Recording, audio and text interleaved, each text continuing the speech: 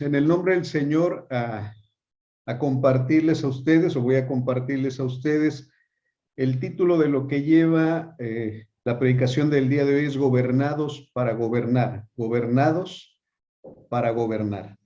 Y quisiera orar al Señor y pedirle que lo que Él tiene y que ha depositado en mi corazón pueda yo transmitírselo de una manera guiada por el Espíritu del Señor. Vamos a orar. Padre, en el nombre de Jesús, te pedimos que nos muestres tu palabra, que nos hagas entender, que nos ilumines por la guianza de tu Espíritu Santo, para que lo que vayamos a compartir, Señor, sea edificante para la iglesia y nos proyecte a seguir viviendo una vida santa, una vida de conquista, una vida que glorifique tu nombre, Señor, en todo momento. Gracias, porque abre los oídos de toda la iglesia para que pueda escuchar y estar atento a lo que tú quieres. En el nombre de Jesús, mi Señor. Amén y amén. Amén. Muy bien. Hermanos, quiero empezarles diciendo un principio que el Señor me recordó en la mente, y es que el ser humano fue creado para ser gobernado y gobernar. El ser humano fue creado para ser gobernado y gobernar. También que el ser humano fue creado para recibir autoridad y ejercer autoridad. Vuelvo a repetirle esto, el ser humano fue creado para ser gobernado y gobernar. El ser humano fue creado para recibir autoridad y ejercer autoridad. Ahora bien, originalmente Dios es quien gobierna al ser humano. O sea, originalmente Dios es quien gobierna al ser humano para que éste a su vez pueda ejercer el gobierno sobre lo que Dios mismo le ha puesto precisamente a gobernar. Vuelvo a repetir esto. Originalmente Dios es quien gobierna al ser humano para que éste a su vez pueda gobernar sobre lo que Dios le ponga. Entonces, Dios es la fuente de autoridad. Él le da la autoridad al ser humano para que la pueda ejercer sobre qué o sobre quiénes el Señor le ponga en este caso. Vuelvo a repetir, Dios es la fuente de autoridad y Él le da al hombre la autoridad, desde luego, para que pueda ejercerla sobre qué o sobre quiénes el Señor le ponga. Hermanos, esto nos damos cuenta desde el libro de Génesis, capítulo 1, donde encontramos la palabra del Señor diciendo así: y dijo Dios, estoy leyendo Génesis 1, 26 al 28, y dijo, hagamos al ser humano nuestra imagen y nuestra semejanza, que tenga dominio, y la palabra dominio también se podría haber traducido como gobierno, que tenga dominio sobre los peces del mar, sobre las aves del cielo, sobre los animales domésticos, sobre los animales salvajes y sobre todos los reptiles que se arrastran por el suelo. Y Dios creó al ser humano a su imagen, lo creó a imagen de Dios, hombre y mujer los creó. Y los bendijo con estas palabras: sean fructíferos y multiplíquense, llenen la tierra y sométanla. Y vuelve a repetir, dominen a los peces del mar y a las aves del cielo y a todos los reptiles que se arrastran por el suelo. Entonces, aquí nos damos cuenta cómo Dios, desde el principio, en esas palabras de bendición y en ese mandato, el Señor, que es la fuente de todo dominio, de todo gobierno y de toda autoridad, se la dio al ser humano para que éste la ejerciera sobre la creación que él había hecho, en este caso sobre todos los animales, sean los que estuvieran en el cielo, en la tierra, en la mar, todos los seres vivientes que hasta ese momento el Señor había creado aparte de él. El Señor le dio dominio para que estuviera su autoridad del ser humano sobre ellos. Y desde luego esa autoridad la había recibido de parte del Señor. Es más, Génesis capítulo 2, versículo 15 dice: Dios, el Señor, tomó al hombre y lo puso en el jardín del Edén para que lo cultivara y lo cuidara. Entonces aquí nos damos cuenta cómo también Dios le da responsabilidades al ser humano. Adán, recuerde que nos representaba a todos y le da la responsabilidad de cultivar, le da la responsabilidad de cuidar, cultivar y cuidar el jardín del Edén. Entonces, el jardín del Edén no dependía tanto que se viera hermoso por lo que, como Dios lo había hecho, sino que el ser humano tenía la autoridad de conservar esa belleza y conservar todo lo que Dios había hecho originalmente tal y como Él lo había hecho. Esa era la responsabilidad, y la responsabilidad desde luego implicaba autoridad. Dios le dio autoridad, Dios le dio dominio y Dios le dio gobierno al ser humano desde el principio. Ahora, hubo situaciones que históricamente están registradas en la Biblia, como lo es más adelante el diluvio, pero encontramos después del diluvio cómo el Señor en Génesis capítulo 9, versículo 2, vuelve nuevamente a recordarle al ser humano y a decirle para qué fue creado. Y dentro de unos de los propósitos principales fue para esto, Génesis 9:2. Todos los animales de la tierra sentirán temor y respeto ante ustedes, las aves, las bestias salvajes, los animales que se arrastran por el suelo y los peces del mar. Y vuelve a repetir el Señor, todos estarán bajo su dominio. Entonces, a mí me queda muy claro, hermanos, que el Señor le dio al ser humano gobierno, le dio autoridad, le dio dominio sobre todos los seres vivientes que en ese momento el Señor había creado en Génesis 1, pero que también después del diluvio el Señor los había preservado. Todos los animales que bajaron del arca y que se empezaron a reproducir, sobre todos ellos el ser humano tenía gobierno, dominio y autoridad. Ahora bien, cuando el ser humano distorsiona este principio y deja el gobierno de Dios, entonces otro es el que toma el lugar. Vuelvo a repetir esto, cuando el ser humano distorsiona este principio y deja el gobierno de Dios, otro es quien toma ese lugar. Lo encontramos, regresamos otra vez a Génesis y lo encontramos ahí, cuando el ser humano decide hacer las cosas bajo su gobierno, su poder y dominio, y no bajo el gobierno, el poder y dominio de Dios, entonces empezaron los problemas. La desobediencia llevó a que el mismo ser humano dejara de ser gobernado por Dios. En otras palabras, prácticamente le dijeron a Dios, no queremos ahora ser gobernados por ti, ahora vamos a escuchar a alguien más para hacerle caso.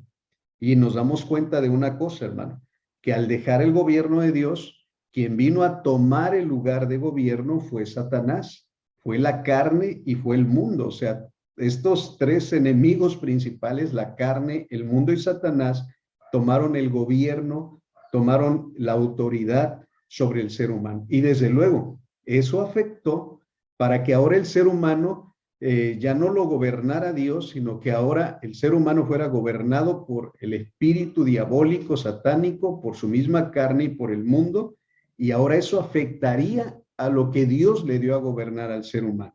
La creación fue afectada, todo lo que Dios había hecho fue afectado. Los animales incluso ahora se iban a rebelar prácticamente contra el hombre. ¿Cuántas bestias hoy día, cuántos animales no han incluso matado a personas, agredido a personas, que ahora nos damos cuenta, hermanos, que el ser humano, por falta de gobierno y dominio de Dios, ahora hasta a los demás seres vivientes, como lo son los animales, fueron afectados por haber distorsionado este principio, haberlo violado, de que Dios es quien gobierna, Dios es quien domina y Él le da la autoridad y el poder al ser humano.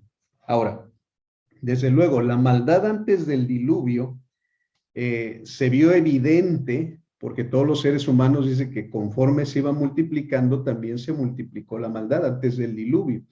Pero hermanos, tenga siempre en mente que Dios, aunque Él dice que se arrepintió de haber creado al ser humano, siempre tuvo en mente preservar la vida de lo que él había creado.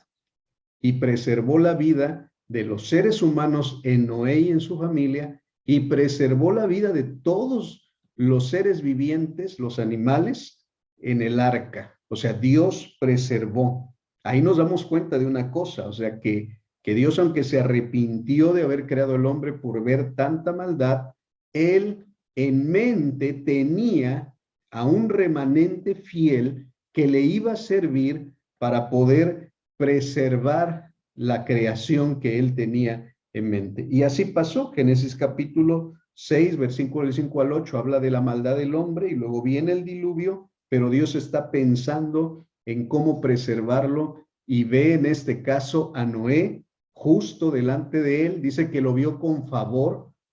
Si puede usted acercar su mirada a Génesis 6, se va a dar cuenta de una cosa, que Dios miró con su favor. Génesis 6, versículo 8. Esto es muy apreciado por todos aquellos que podemos recibir el favor de Dios. Génesis 6, 8 dice, pero Noé contaba con el favor del Señor. En otras palabras, diríamos que la gracia de Dios reposó sobre Noé y desde luego sobre su esposa, sobre sus hijos. Ahí reposó, y sobre sus nueras reposó la gracia del Señor. Recuerde que ¿qué tuvo que hacer Noé para ganarse el favor de Dios? Nada. O sea, el favor de Dios no se gana con acciones. El favor de Dios solamente se recibe como un regalo. Entonces Noé halló favor, halló gracia delante de los ojos de Dios, y por eso Dios preservó la vida de los seres humanos representados ahora en Noé y desde luego en el arca de salvación para todos los seres vivientes de aquel tiempo. Ahora, los años siguieron pasando, alrededor de unos 300 años, y viene un evento en la Biblia que muy conocido por nosotros, que es la Torre de Babel. Este evento, amados, como vimos en días pasados, cuando tuvimos la reunión presencial, yo le comentaba de la Torre de Babel y cómo los moradores que estaban en aquel tiempo ya multiplicados después del diluvio, ya eran bastantes personas. Dice en Génesis 11, si puede ubicar su mirada ahí, por favor, dice Génesis 11, en ese entonces se hablaba un solo idioma en toda la tierra. Al emigrar al oriente, la gente encontró una llanura en la región de Sinar, y grabes ese nombre, la región de Sinar es la región de Babilonia. Dice, y allí se asentaron. Un día se dijeron unos a otros, vamos a hacer ladrillos y a cocerlos al fuego. Fue así como usaron ladrillos en vez de piedras y asfalto en vez de mezcla.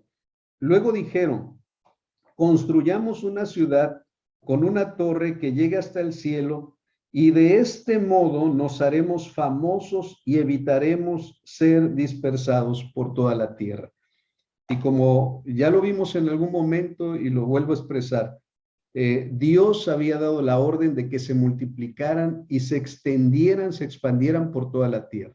Y ahora ellos, en su rebeldía, porque era una rebeldía, estaban haciendo algo contrario a lo que el Señor les había dicho. Ahora ellos vieron un lugar, se asentaron, quisieron hacer una torre, quisieron volverse famosos, y hermanos, prácticamente nuevamente aquí la humanidad estaba haciendo a un lado a Dios.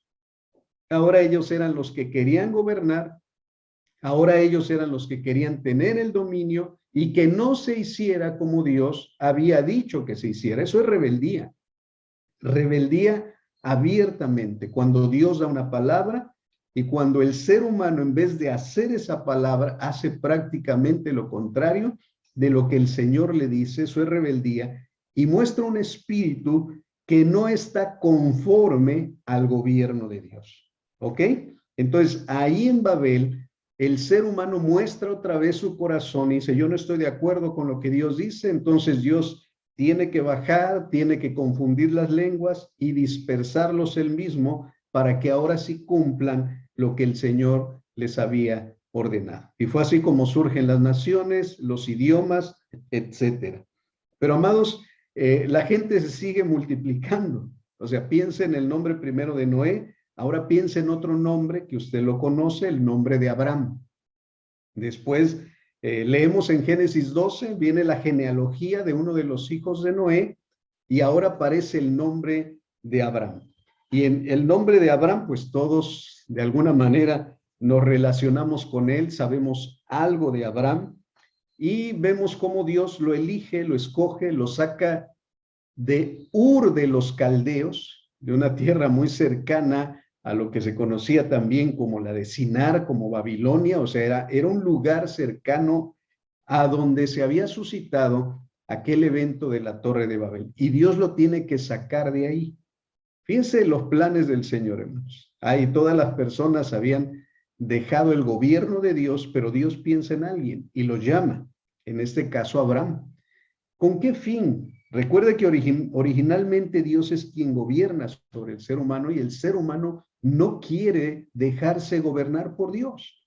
Lo encontramos antes del diluvio, lo encontramos en Babel y ahora en la multiplicación de toda esta gente, tienen el mismo espíritu, no quieren ser gobernados por Dios. Pero Dios encuentra una persona con un corazón que en ese momento, al hablarle Dios, él se da cuenta de una cosa, que él sí quiere ser gobernado por Dios, porque le dice, Abraham, deja tu tierra y tu parentela, y te llevaré a una nación, y le dice, haré de ti una gran nación, y le expresa promesas, y ¿sabe qué hace Abraham?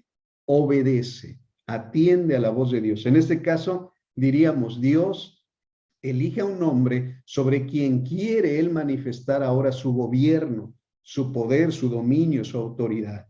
Y ese hombre le hace caso. Ese hombre dice, sí, yo salgo. Dese cuenta de esto, amados hermanos, cómo Dios piensa en una persona, la llama, se da cuenta de que sí en verdad quiere obedecer a Dios y partiendo de ahí el Señor tiene planes con esa persona. Y desde luego nosotros sabemos por la historia bíblica que la nación de Israel surge desde Abraham y Dios ha prometido Dios ha cumplido lo que prometió a Abraham, que haría de él una gran nación. Imagínense, hermanos, de un personaje salió solo uno, de ese uno salieron dos y de esos dos salieron 12 y etcétera, etcétera, etcétera. Ahorita vemos una nación que tan solamente ya hay 9 millones de judíos en la población o en el lugar geográfico donde Dios se lo dio a Abraham. ¿Ok? Pero dése cuenta cómo originalmente Dios no puso, escuche esto, originalmente Dios no puso al hombre a gobernar sobre el hombre. No sé si se dio cuenta de esto. Sí se dio cuenta de esto, que Dios no puso originalmente a gobernar, perdón, al hombre sobre el hombre. Dios puso a gobernar y a dominar al hombre sobre los animales, sobre su creación después del hombre. Pero Dios no puso al hombre a gobernar al hombre. ¿Sí se dio cuenta de esto, amado hermano? ¿Sí? Dios no puso, de las citas bíblicas que nosotros acabamos de leer, Dios no le dijo a Adán, tú vas a dominar sobre los demás hombres. Dios no le dijo a los descendientes de Noé y a Noé, ustedes van a dominar sobre los demás hombres. Dios le dijo que dominarían sobre los animales que él había creado, que estuvieran en el cielo, en la tierra o en el mar. Dios eso fue lo que expresó. Hermanos, ¿por qué? Porque el plan de Dios no es que el hombre gobierne sobre el hombre. El plan de Dios es que Dios gobierne sobre todos los hombres. Ese es el plan de Dios. Esa es la manera original en la que Dios nos creó. No que el hombre gobierne sobre el hombre, sino que Dios gobierne sobre los hombres y de esa manera los hombres tengan dominio y autoridad sobre la creación que el Señor ha dado. Amén. Por eso en la mente del Señor, hermanos, la mente del Señor es, yo quiero gobernar sobre ustedes. Yo quiero ser su rey. Yo quiero ser la persona que gobierne sobre ustedes, pero necesitan dejarse gobernar. Esa es la mente y el corazón de Dios. Ahora, a partir de ahí empezaron a surgir, desde luego, los diferentes tipos de gobiernos. Los diferentes tipos de gobiernos que hoy conocemos, dentro de los más conocidos, por ejemplo, son los imperios, que son gobernados desde luego por los emperadores, válgase la redundancia, las monarquías, que son gobiernos donde un rey es la máxima autoridad, pero también están las democracias. Vuelvo a repetir estos tres más conocidos, hay más también, pero estos tres más conocidos, imperios, monarquías o democracias. Los seres humanos se empezaron a organizar de esa manera. Pero piensa, hermanos, uno es Abraham, otro es Noé, Dios siempre reserva personas. El mundo sigue, o sea, porque el mundo en los tiempos de Abraham no era solo Abraham, había sus parientes, estaba la nación caldea, estaban todos los que habitaban esas ciudades y los de alrededor que fueron esparcidos después de Babel, ellos continuaban, ellos seguían ejerciendo el espíritu que los empezó a dominar de no querer obedecer a Dios, de no querer estar sujeto a su gobierno. Pero Dios piensa en un hombre, Abraham, y le quiere mostrar su reino, cómo es que Dios puede dominar, puede gobernar sobre el ser humano para que éste a su vez tenga control y dominio también sobre la naturaleza que él ha creado. Pero escuche esto, empiezan alrededor de las personas que rodeaban a Abraham, todas esas gentes siguieron, hermanos, en su afán de no querer obedecer a Dios. Así es como la misma naturaleza humana, después de haber pecado, empezó a relegar la autoridad de Dios, a hacer a un lado lo que es la autoridad de Dios. Y empezaron, vuelvo a repetirle, imperios, porque ya había imperios, había reyes, había emperadores alrededor, había monarquías porque había reyes alrededor y había democracias. De hecho, hermanos, no sé si usted quiere regresar a Génesis, porque prácticamente en Génesis, donde habla de la Torre de Babel, que es el capítulo 11, mire, usted me va a definir qué tipo de gobierno ya había en Babel. ¿Qué tipo de gobierno había en Babel? Versículo 4 de Génesis 11. Luego dijeron, construyamos una ciudad con una torre que llegue hasta el cielo. Bueno, voy a leer un versículo antes para complementar el texto.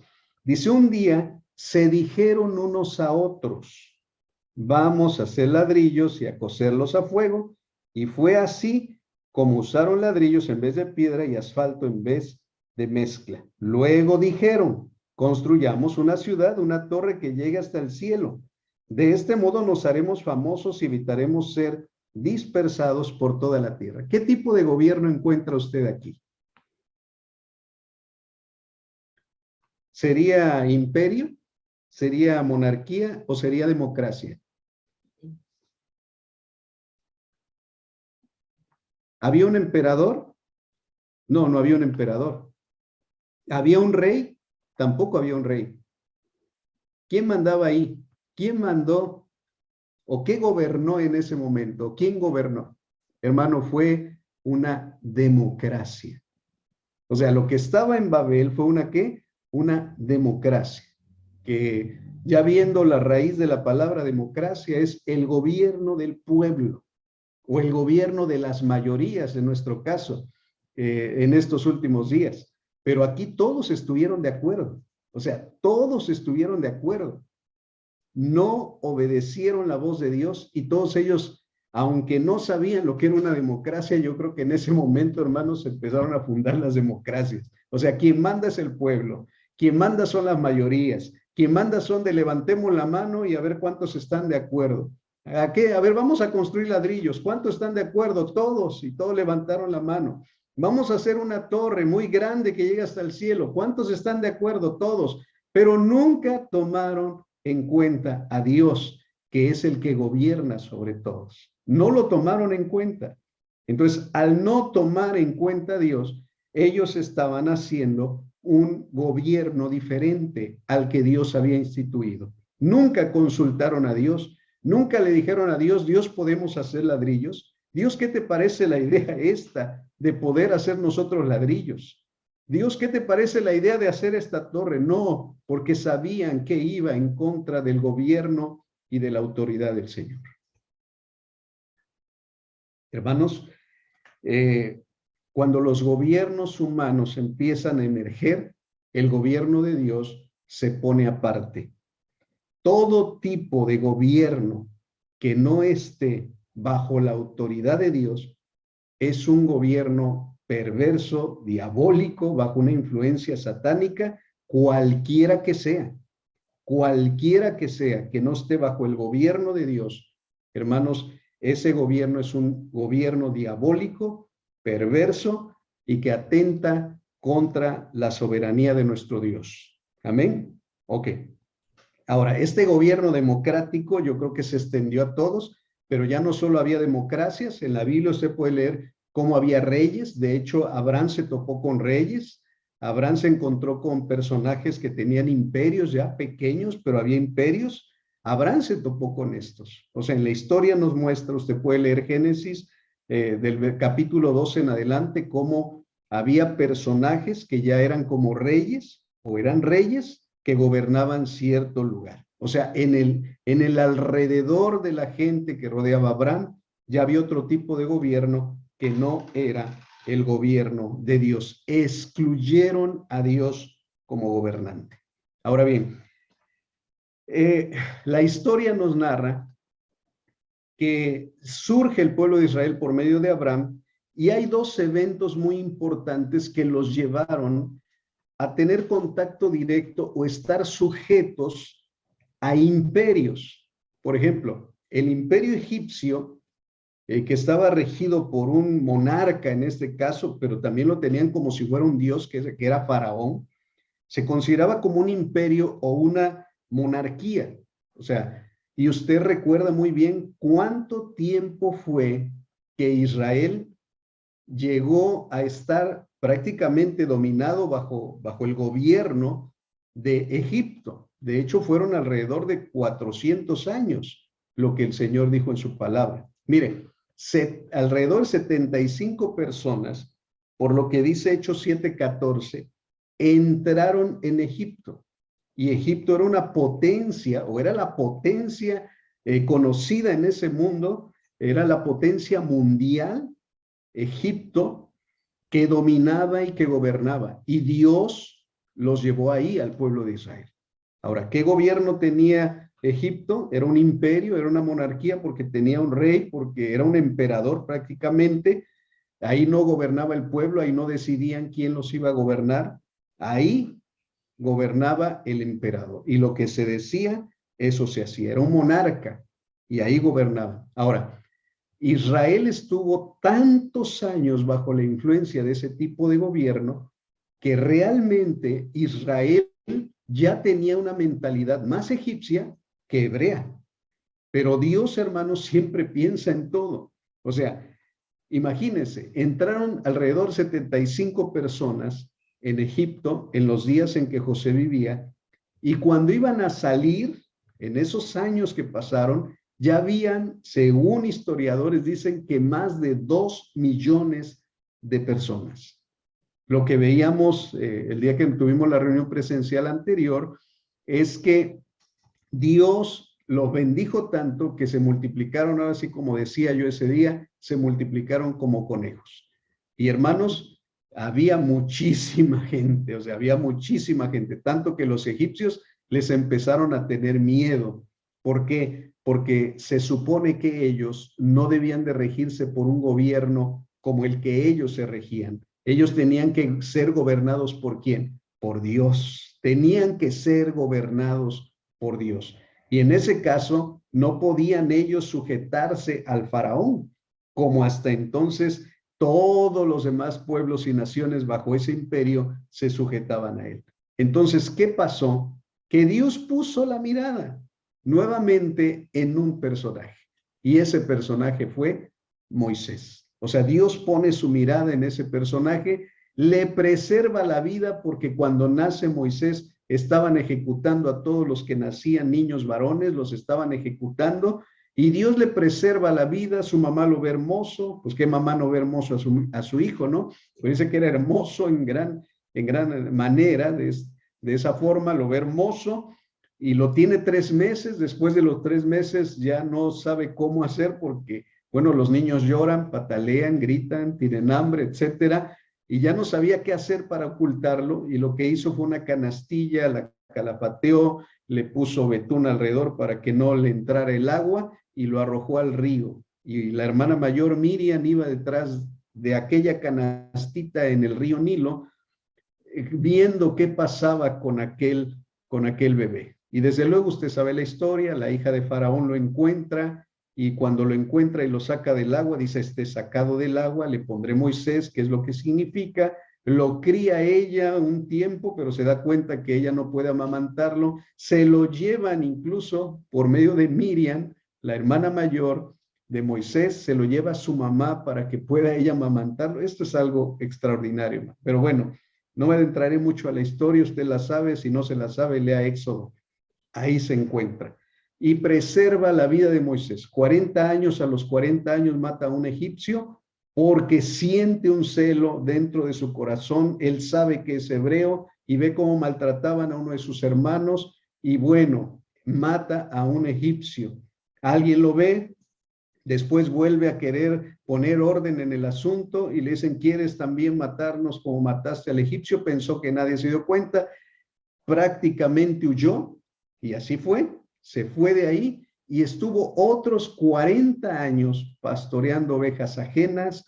Bueno, aunque pastoreó ovejas, por ahí se encontró también a una de sus esposas y bueno, empezó ahí a tener parentela, etcétera. Pero a los 80 años Dios vuelve a hablarle a él en medio de una zarza. La voz de Dios escucha, Moisés, Moisés, quita las sandalias porque el lugar que estás pisando es santo. La zarza ardía, la voz se escuchaba. Moisés en ese momento entiende quién es Dios, se le revela a Dios, el Dios verdadero, el gran yo soy, se le revela a Moisés y le dice que en ese nombre va a ir. Moisés le pone peros, le pone excusas, tanto que Dios, hermanos, al poner la mirada en alguien, Dios no la suelta tan fácil. O sea, él le dijo, vas a ir, no puedo, Señor, soy tartamudo, no sé hablar. Ah, bueno, te pondré un profeta, irá tu hermano Aarón, ahora él hablará, tú le dirás y él dirá.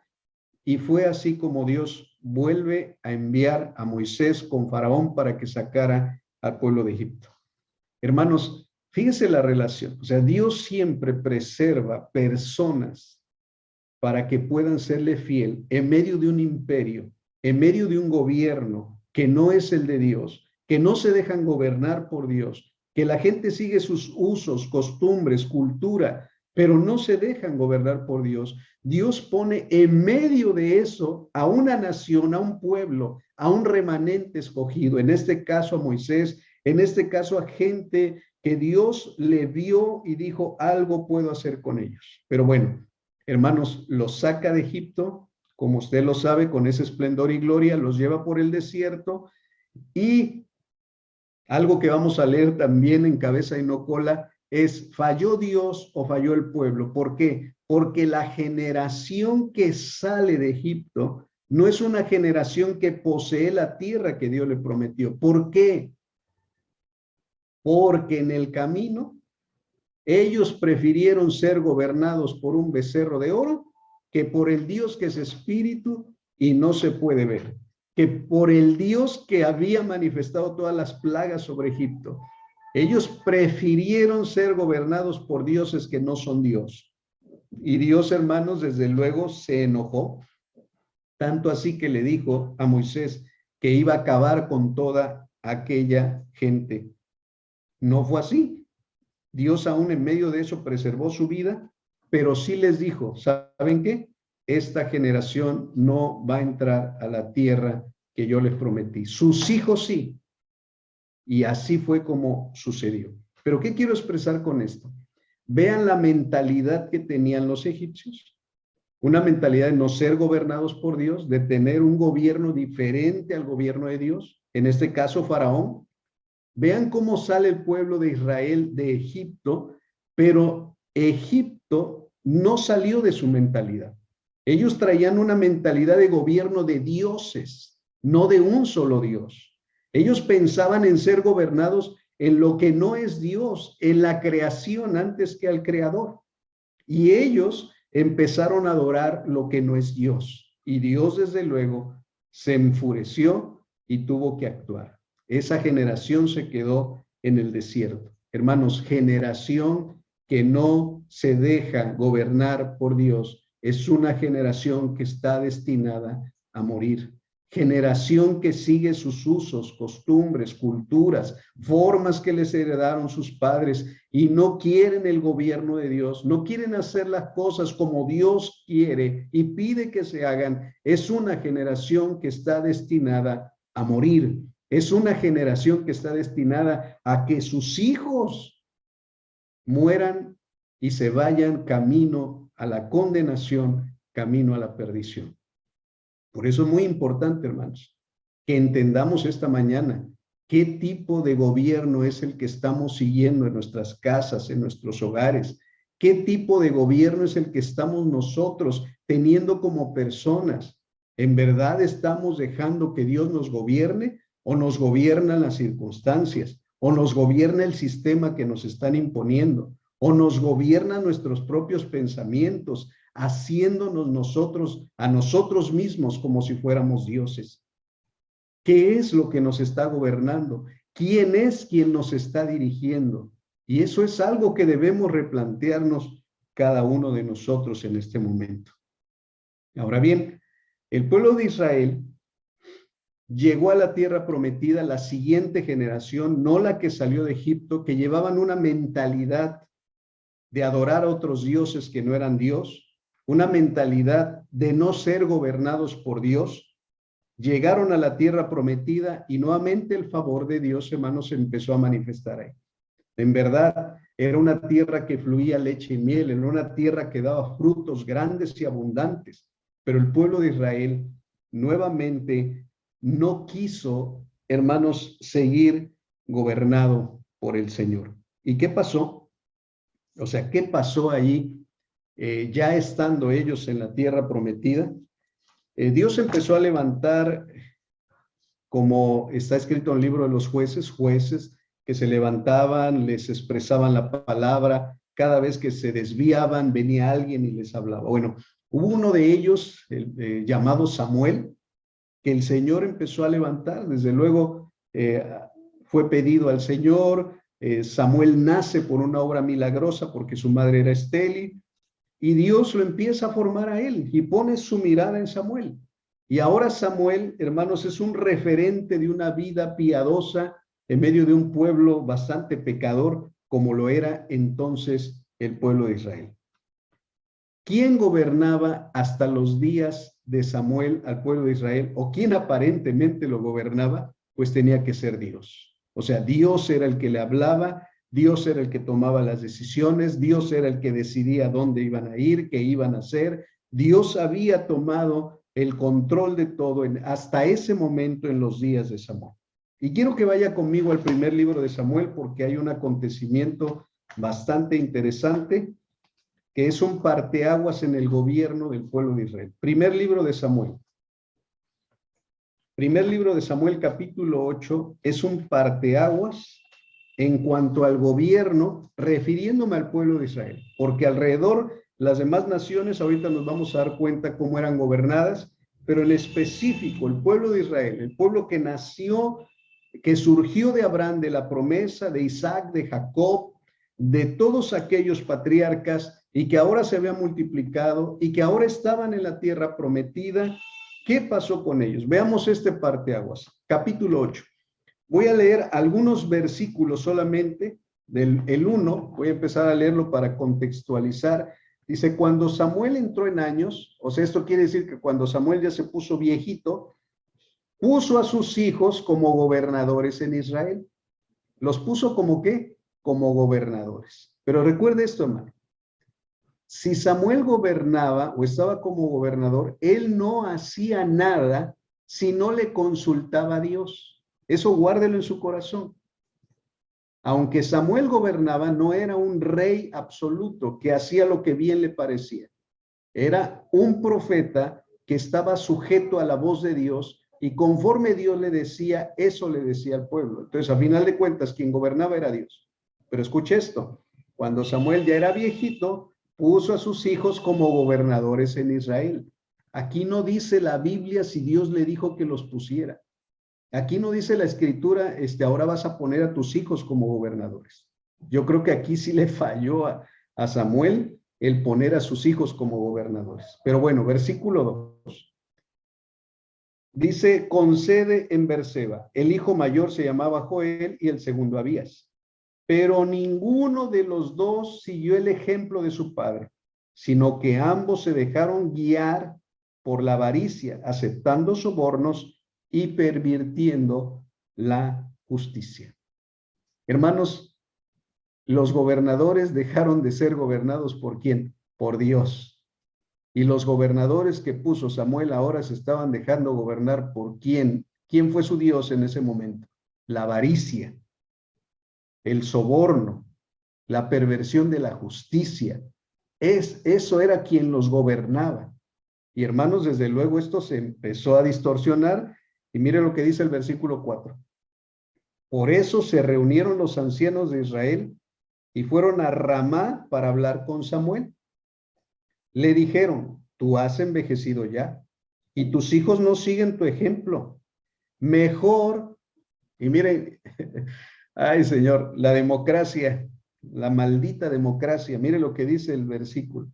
Mejor danos un rey que nos gobierne como lo tienen todas las naciones. Mejor danos un rey que nos gobierne como lo tienen todas las naciones. Hermanos, había monarquías alrededor.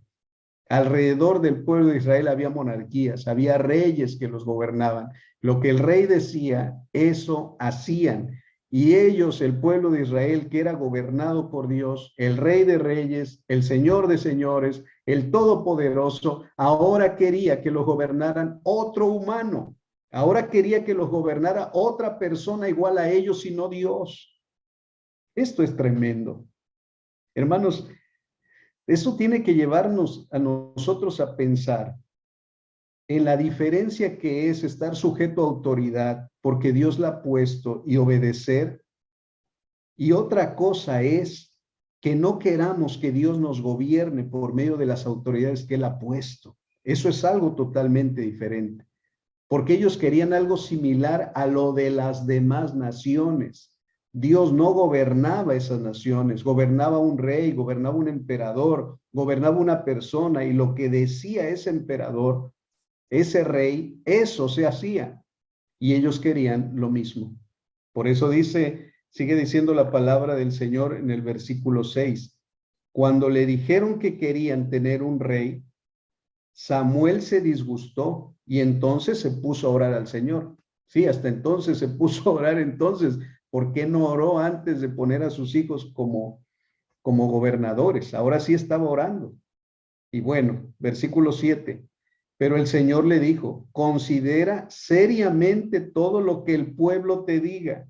En realidad, no te han rechazado a ti, sino a mí, pues no quieren que yo reine sobre ellos. Qué tremendas palabras del Señor. Por eso le digo que hay un parteaguas aquí. Hasta ese momento el Señor había sido su rey, su Señor, su gobernante, y ahora el pueblo de Israel le decían, Señor, ya no queremos que nos gobiernes. Tú, ahora queremos que nos gobierne un hombre, un rey como las demás naciones. Por eso Dios le dice, no te han desechado a ti. A quien han desechado es a mí. A quien han desechado es a mi gobierno, a mi autoridad. Ellos me han desechado a mí. Versículo 8. Te están tratando del mismo modo que me han tratado a mí desde el día en que los saqué de Egipto hasta hoy. Me han abandonado para servir a otros dioses. Y fíjese cómo dice, me han abandonado para qué? Para servir a otros dioses. Cuando cambia la forma de gobierno, cambia tu Dios. Esto guárdalo en tu corazón. Cuando cambia la forma de gobierno, cambia tu Dios. Ahora, ¿quién es el Dios? Ahora, ¿quién es el Dios del pueblo de Israel? Ahora es otro ser humano. Ahora es una persona. Hermanos, cuando cambia la forma de gobierno en una nación, en un pueblo, en una familia, cuando cambia la forma de gobierno, cambia su Dios. Eso guárdelo en su corazón. Cambia su Dios. Ahora estaban ellos dedicando su vida a una persona, a una creación, antes que al Creador. Por eso, amados, esto nos ilustra mucho porque a partir de ahí el Señor les envía a su primer rey, Saúl, y el primer rey de Israel. Sabemos su historia, fue un rey que no fue conforme el corazón de Dios, que se los dio y se les dijo, bueno, piden rey, ahí está su rey. Les dio el más hermoso, el más alto, el más indicado para ser rey, para que las demás naciones al verlo dijeran, wow, qué rey tan alto, qué rey tan hermoso, etcétera. Así se los dio el Señor, porque lo pidieron conforme su corazón y no conforme el corazón de Dios. Dios posteriormente levantó un rey conforme su corazón, David, pero aún así, hermanos, David todo lo que hacía consultaba al Señor, pero nos dimos cuenta de una cosa, que tuvo errores, que cayó en pecado. ¿Por qué? Por causa de haber dejado también el gobierno de Dios sobre su vida, y eso afectó no solo a la nación, sino también afectó a su descendencia que trajo después una división en el reino de Israel de una forma terrible. Así es que nos damos cuenta de una cosa, hermanos. Los reyes en Israel no funcionaron, y no funcionaron porque el pueblo los pidió. No funcionaron porque Dios no había planeado eso para su vida. Así es que, hermanos, considere esto. Esto está escrito en uno de los libros que nos envió el ministerio. Hay veces que nosotros insistimos en nuestras oraciones pidiéndole algo a Dios que no es de acuerdo a su voluntad, pero que Dios nos lo concede para que veamos nosotros qué tipo de corazón tenemos. Dios nos concede a veces peticiones que no están dentro de la voluntad de Dios para que nuestro corazón sea probado y de esa manera nos demos cuenta nosotros que no estábamos en lo correcto. Y más cuando tiene que ver principalmente con el gobierno de Dios sobre nuestra vida. En ese caso de los israelitas, hermanos, tremendo error que cometieron, dejarse ahora gobernar por un hombre en vez de gobernarse por Dios. Pero esto no suena, amados, a veces algo muy parecido cuando nosotros mismos queremos imponer nuestra manera de pensar. ¿Acaso no nos suena también a nosotros muy parecido cuando yo hago lo que mis chicharrones truenan y hago mi voluntad? ¿Acaso no nos suena a nosotros también algo parecido cuando nosotros determinamos de nuestra vida lo que nosotros queremos hacer sin pedir la guianza y la dirección del Señor? Cuidado, ¿quién te gobierna? Cuidado, ¿quién te domina? Es una buena reflexión que tenemos que hacer nosotros en este momento. Ahora, los imperios, hay una palabra que me llamó mucho la atención, aparte de imperio, le voy a leer la definición de imperio, en primer lugar. Dice, imperio es una organización política de un estado que extiende su dominio a otros pueblos y que en general tiene su poder centrado en un emperador o rey. Vuelvo a repetirles, es una organización política. Imperio es una organización política de un estado que extiende su dominio a otros pueblos y que en general tiene su poder centrado en un emperador o un rey. Y como ya hemos visto en la historia de los imperios, hermano, la manera en que se imponían o la manera en que imponían su dominio en otros pueblos era la fuerza, era por las guerras, era por los sitios que hacían a las ciudades, era por muerte, eran terribles, o sea, la manera en que se imponían. Por eso, hermanos, el imperio es un gobierno fuera del orden de Dios. Tener un rey humano es fuera del orden y del gobierno, de Dios. Ahora, hay una palabra que leo que me llamó la atención y es hegemonía. Lo he escuchado en varios personajes, en algunos videos que he visto, y es hegemonía. Y busqué cuál era su significado porque no lo sabía. Hegemonía es supremacía que un estado o un pueblo ejerce sobre otro, supremacía. O sea, que soy superior a ellos. La hegemonía es la supremacía que un estado o un pueblo ejerce sobre otros. En este caso, por ejemplo, cuando Hitler empezó a querer hacer una Alemania nazi, él decía que la raza caucásica, la raza blanca, era raza superior a todas las demás razas y que en este caso iba a ser una hegemonía en Alemania, iba a ser una supremacía sobre las demás razas, que hermanos, viéndolo bien desde el punto de vista bíblico, no hay razas. O sea, solamente hay una raza y es la raza humana. Y de ahí se desprenden todos los colores y los sabores. Así es que yo en días pasados, el Señor me permitió entender esto a través de alguien que compartió. Hermanos, no hay razas. En este mundo no hay razas. Solamente hay una raza y es la raza humana. Y la raza humana tiene colores como el arco iris, tiene sabores como la cocina, o sea, hay morenitos, hay blancos, que dicen que realmente los morenos o los negros dicen que no son negros, sino es una pigmentación diferente, que los blancos de por sí no son blancos, porque si usted pone una hoja de papel blanco con una persona que le dicen que es blanca, no es blanca, o sea, el color no es así, ni tampoco el negro, o sea, si usted pone un color negro en una persona que es morena, usted va a ver que no es negra. Pero bueno, raza solamente hay una. Entonces, Alemania quiso ejercer esa hegemonía, tener la supremacía como Estado de los demás, de las demás razas que él llamó así, o de los demás pueblos. Y en este caso decía que los judíos eran una raza inferior, que las personas que habían nacido con alguna enfermedad física, algún estado de invalidez, decían que esas personas eran inferiores a ellos y por eso hicieron todo lo que hicieron en el tiempo del nazismo, en el tiempo de Hitler. Más de 6 millones de judíos murieron y muchísimas más personas que no eran judías también murieron en aquella ocasión por la hegemonía, por la supremacía nazi, un Estado que ejercía su poder, que ejercía su dominio y su influencia sobre los que ellos consideraban. Y de esta manera, hermanos, yo le pregunto a usted, ¿hoy en día habrá algún imperio? ¿Hoy en día habrá gente hegemónica? ¿Hoy en día habrá gente que quiere ejercer su supremacía sobre otros?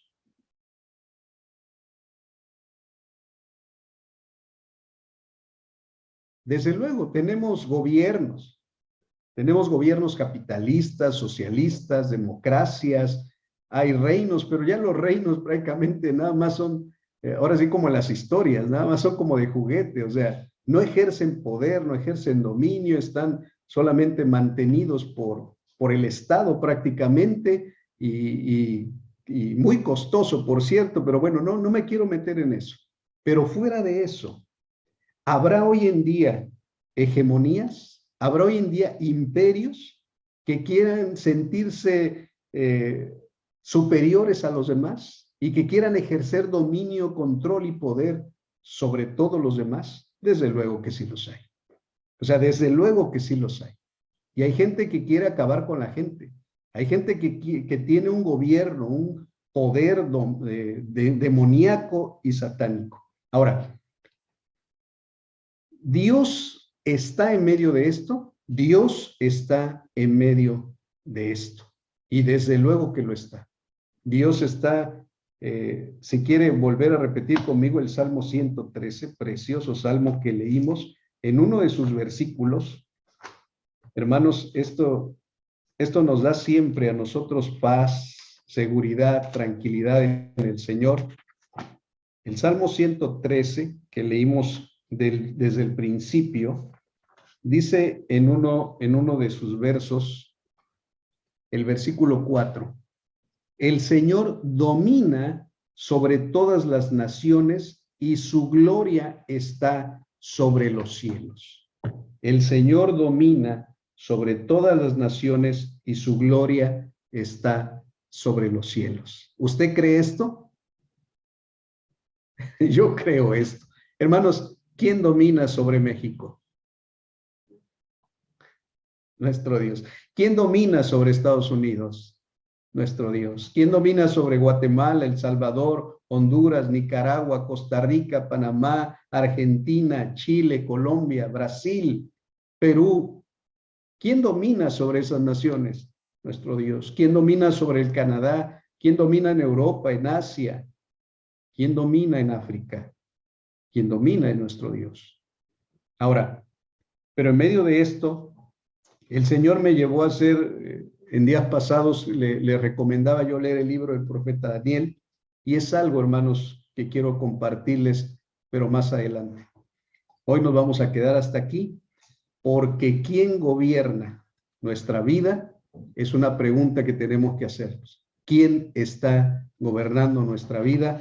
¿Por qué? Porque nosotros fuimos creados para ser gobernados, pero también para gobernar. Así es que no se pierda la siguiente parte. Vamos a darle gracias al Señor porque Él gobierna. El Señor gobierna.